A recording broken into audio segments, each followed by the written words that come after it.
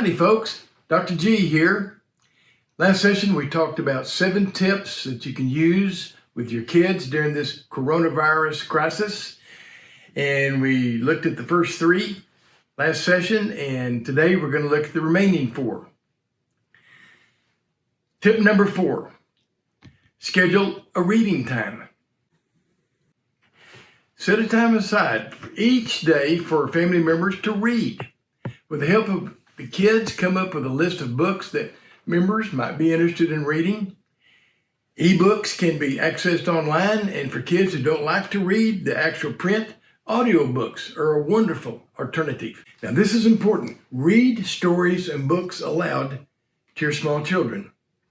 This period affords an opportunity, a wonderful opportunity, to help kids form a reading habit that will enlarge their worldview, enhance their knowledge, and combat boredom for a lifetime. Tip number 5, spend some time outdoors. For a couple of reasons, it is important to schedule some time outside of the house.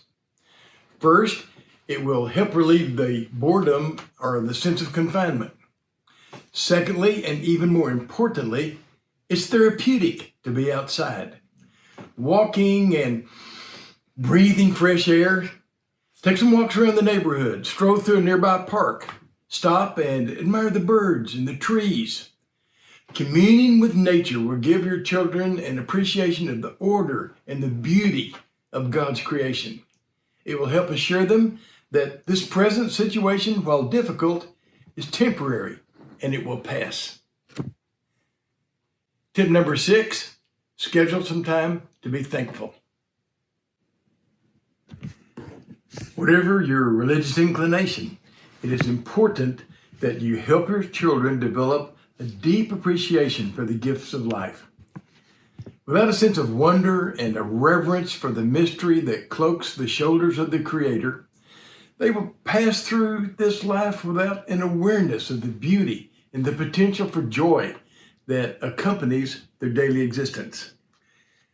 All children are spiritual beings, and we can help them expand their spiritual potential by teaching them thankfulness. Schedule a daily time for the family to read some scripture or devotional material aloud. Ask everyone in the family to share one thing for which they are thankful. And if at first all the kids simply repeat the same thing, "I'm thankful for my family," that's all right. You can model thankfulness by sharing your own gratitude for the gifts of nature and the presence of certain other people in your life. And your children will soon expand their own repertoire for giving thanks. You can conclude with a prayer. Be creative. Develop your family's own unique ritual for giving thanks.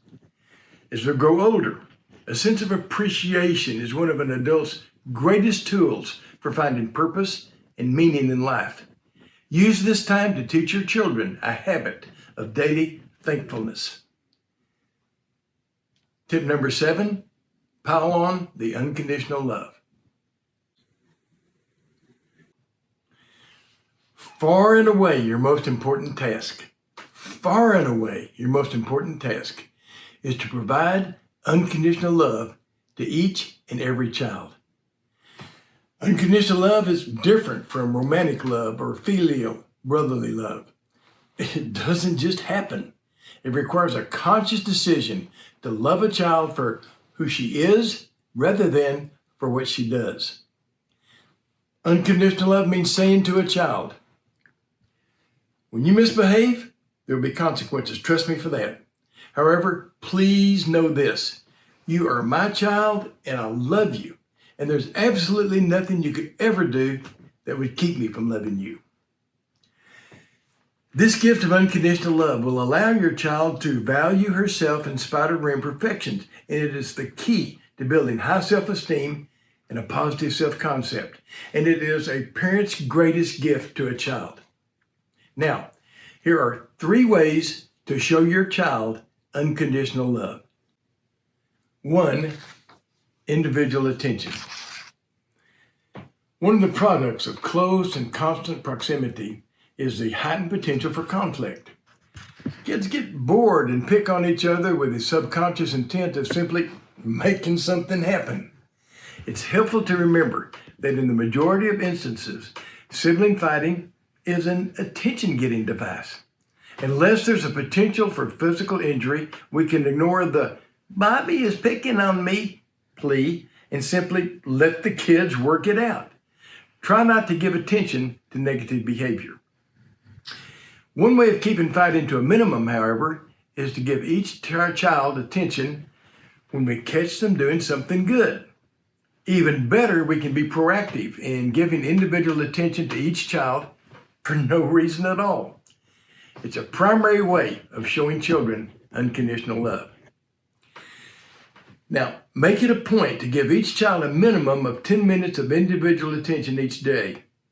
Giving a child our full, undivided attention helps a child to feel wanted and special. Take a walk with him. Shoot some basketball hoops with her. Ask him how he's feeling, and then listen. Give each child the personal time that makes him feel he is vitally important to you. 2, physical touch. Psychologists tell us that an appropriate, loving touch of nurturing adults, especially parents, is an important element in building and maintaining children's emotional health. Studies of infants in orphanages reveal that untouched children become emotionally disturbed, and some will even die. A child's need to be touched in positive ways is as real and necessary as their need for food, water, and air. Touching may take a variety of forms, from playful wrestling or a pat on the back to hugging and kissing. A caring, loving physical touch confirms a child's sense of being wanted and loved.